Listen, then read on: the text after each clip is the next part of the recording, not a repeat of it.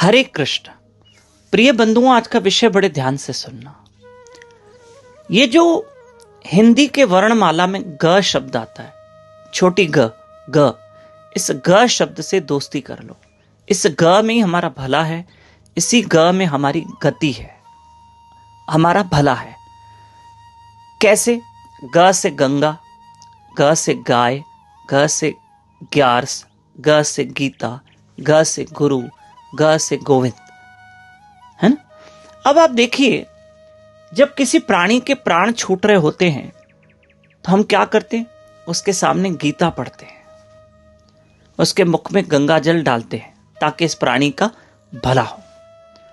उसके गले में तुलसी की माला धारण करवाते हैं, ठीक। उसके सामने गोविंद का कीर्तन करते हैं, उसके हाथ से दान करवाते हैं। प्राणी के प्राण छूट रहे हैं, तुम क्या करते हैं? उसको दान करवाते और गाय को खिला के आते हैं, है ना। अब कुल मिला के भी आप देखोगे ना, तो यहां भी ग शब्द का ही उपयोग हो रहा है, यानी ग का ही सहारा लिया जा रहा है। कैसे? सुनिएगा।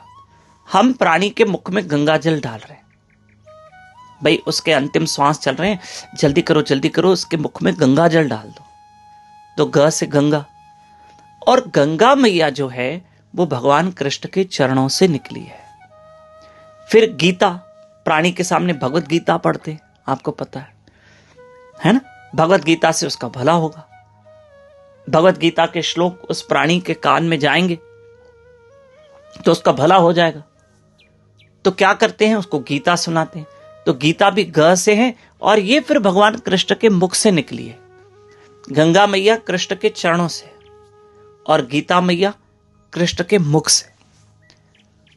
फिर यहां तुलसी, कभी कभी जल भी प्राणी को पिलाते हैं ना, तो तुलसी वाला जल, तुलसी पत्ते डाल के, तुलसी पत्र डाल के उस प्राणी को जल पिलाया जाता है, या गले में तुलसी धारण करवाते हैं अंत समय में। भाई प्राणी के प्राण छूटने वाले हैं तो उसको गले में तुलसी माला धारण करवा दो।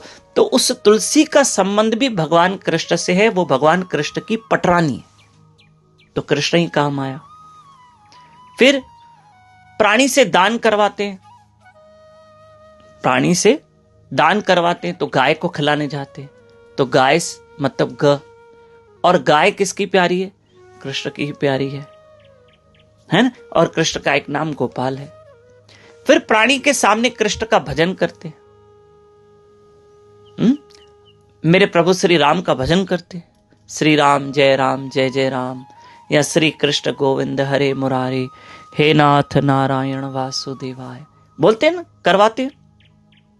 तो देखो यहां भी जो गौ माता है वो कृष्ण की प्रिय है, हम कृष्ण को ही याद कर रहे हैं। फिर प्राणी के लिए एकादशी, ग्यारस बोलते हैं, ग्यारस के व्रत रखे जाते हैं। तो यहां भी ग है, ग्यारस, और ग्यारस का व्रत कृष्ण की प्राप्ति करवाता है, वो कृष्ण का प्रिय व्रत है। तो हमारे कहने का अर्थ है कि अंत समय आप कृष्ण को ही याद कर रहे हो, और कृष्ण से ही हमारा मोक्ष है, और अंत समय आप कृष्ण को ही याद कर रहे हो, चाहे वो गंगा मैया के माध्यम से। ध्यान से सुनिएगा, हम सहारा ही श्री कृष्ण का ले रहे हैं।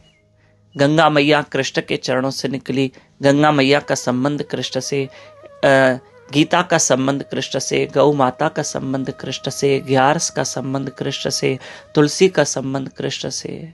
तो प्रिय बंधु, याद उस कृष्ण को ही करना है, भला उसी में ही है, उस ग में ही हमारा भला है।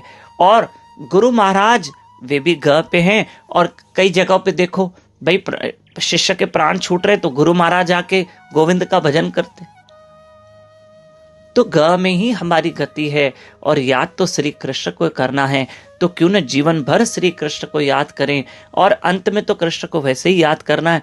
तो जीवन भर का अभ्यास, हरे कृष्ण कृष्ण कृष्ण हरे हरे, हरे राम राम राम हरे हरे। ठीक है।